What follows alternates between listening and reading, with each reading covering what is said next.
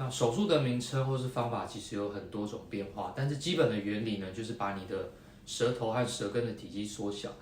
避免你咽喉的肌肉塌陷，那造成上呼吸道太小，那让上呼吸道能够通畅。那这些手术呢，包括第一个，例如缩小舌头、舌根，可以使用我们无线射频或是雷射的消融手术来缩小舌头的肌肉及脂肪层。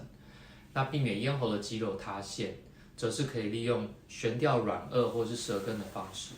那针对鼻塞的部分，则可以接受微创鼻塞的手术来改善下鼻甲肥厚或者是鼻中隔弯曲的问题。那随着医疗科技的进步，手术器械的升级进步，